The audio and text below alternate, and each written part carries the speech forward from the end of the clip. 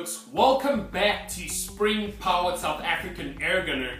Today we're going to be taking a look at how ballistic coefficient changes your points of impact. And I'm going to be doing some explaining on the blackboard behind me, and I'm also going to be explaining the very definition of what ballistic coefficient is and how this should in fact change the way that you look at pellets when you buy them. So we're going to jump right into the definition over here, and I'm just going to read this off and then I'm going to break it down into segments and explain it as best as I can. Alright, so in ballistics, the ballistic coefficient, which will be referred to as BC from here on, of a body is measured by its ability to overcome air resistance in flight. Now this is inversely proportional to the negative acceleration. Okay? A high number indicates a low acceleration or deceleration, and this is roughly the same as saying that the projectile in question possesses low drag, although the meaning is lost in the generalization. BC is a function of mass, diameter, and drag coefficient. Alright, so that's quite a mouthful. Let's break it down into layman's terms, and let me see if I can explain it a tiny bit better.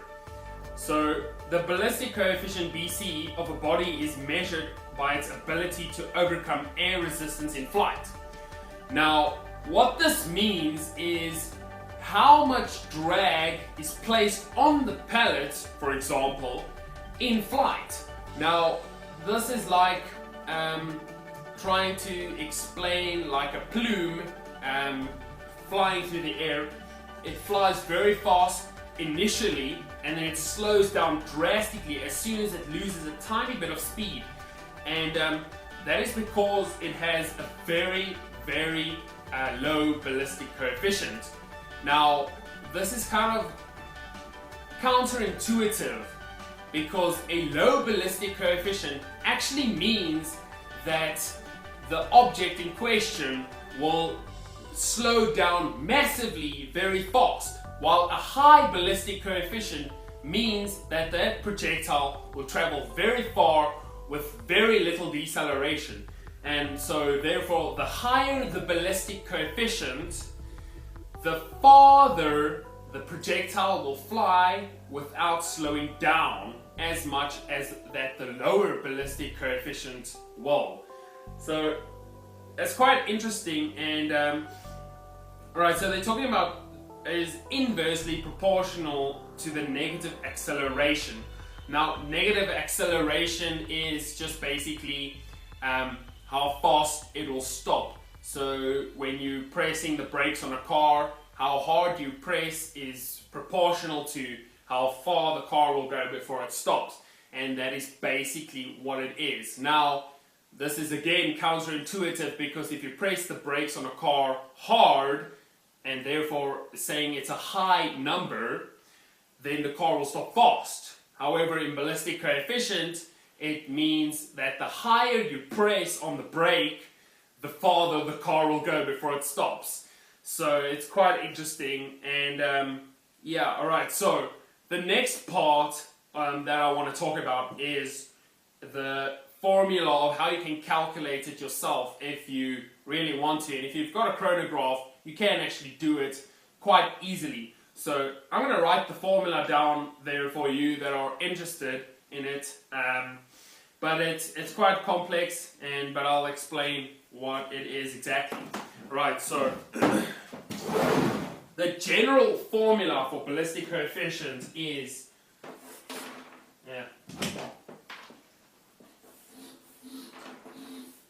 right, so that's your ballistic coefficient in physics.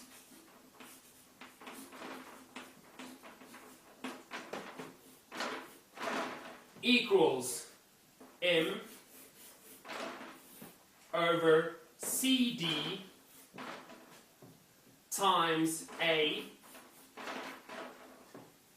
Alright, and that equals to P times L over CD. Okay, so either of these equals the ballistic coefficient. And alright, I'm going to write down what all of these are. M equals mass. And I'm pretty sure this is in grams, not grains.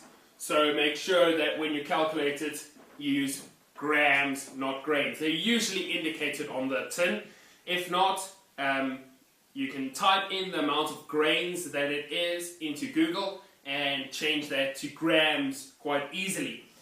Okay, so back to M is mass. A is the cross-sectional area.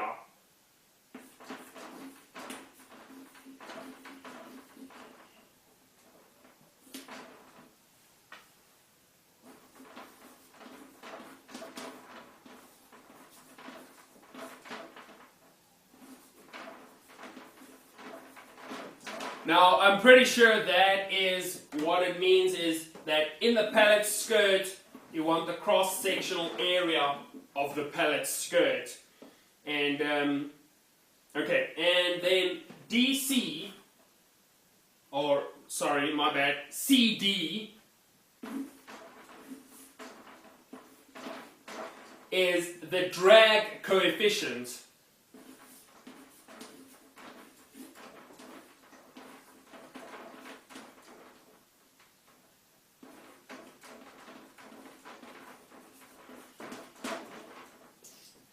Alright, and then this is a different formula. It's not as used as this one, so I'm not quite going to go over it in this much detail. But just quickly, as far as I can remember, just looking through my notes here, P is the average density and L is the body length. And then CD is still your drag coefficient.